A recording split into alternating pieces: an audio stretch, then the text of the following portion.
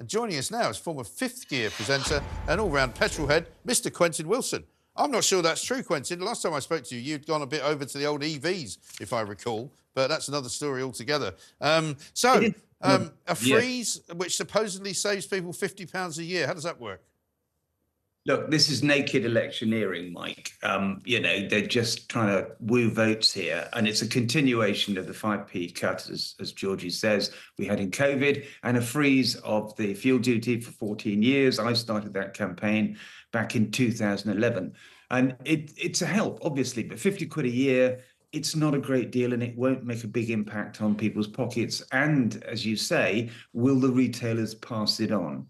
And I think that, the EV issue, whether you hate them or you don't, there was nothing in this budget to incentivize consumers to buy EVs. There are no subsidies whatsoever, while the rest of the world, China, Europe, America, are really, really doing that and pushing ahead. And they say net zero with one breath, and then they support fossil fuels with the other. Yeah. So, what are their long-term industrial policies? Because that's what it's all about. If you want to attract investment into this country, you've got to be there for the long term. Well, funnily enough, I read a piece about maybe 2 weeks ago or so, which you'd be interested in which it said that coming soon, and probably late spring, we're going to have a flood of cheaper EVs coming in from China because they're manufacturing them all there. And because of our kind of rather sort of toing and froing and policies that aren't really very much thought through, both here and in the European continent, we're kind of doing away with our own manufacturing base.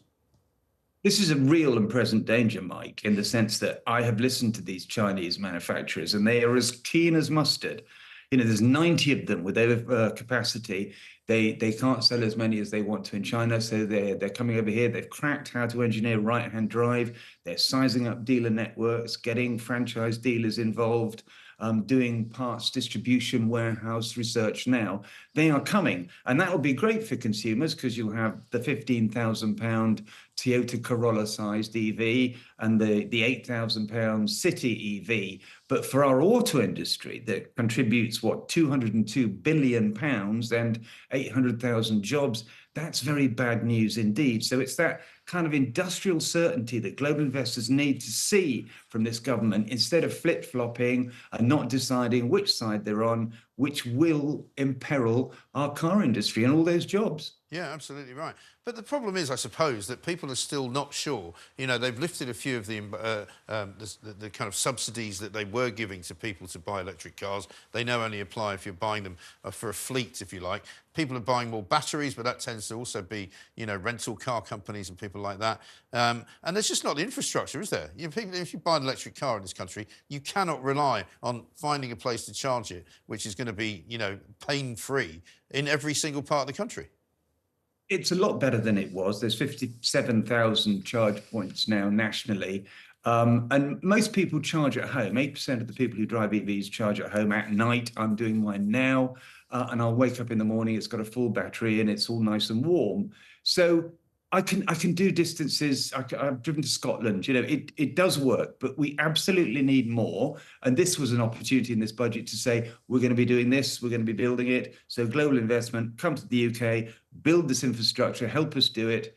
And, we'll at least stand a chance of staying level. We won't win, but we'll stay level with the competition. But the problem is, though, Quentin, you've got an opportunity to sit your car outside your place, but not everybody can. And there's never going to be a situation when everybody can do that. And so, unfortunately, as much as they may wish for people to give up on their petrol cars, they're not going to.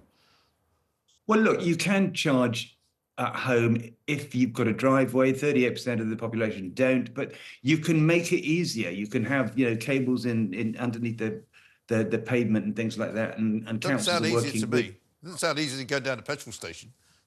It is, but look, you talk about $1 trillion opportunity in the UK for this. And look, they're not for everybody. Absolutely, Mike. EVs, you can carry on driving your diesel car forever. But if we are to compete with the rest of the world, we have to do something about this or just surrender our auto industry to collapse. Yeah, but the thing is, again, the auto industry is being made to collapse by government policy. That was my point about the piece around what the Europeans are not doing right, because they're always going to be undercut by China. And in the end, the Chinese imports will come in, and those are the cars that people will be able to afford to buy.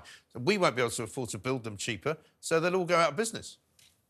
Well, we have to, we export 80% of our cars in the UK. And if you're going to America and China and Europe, some of those cars are going to have to be electric. So we have to get this right.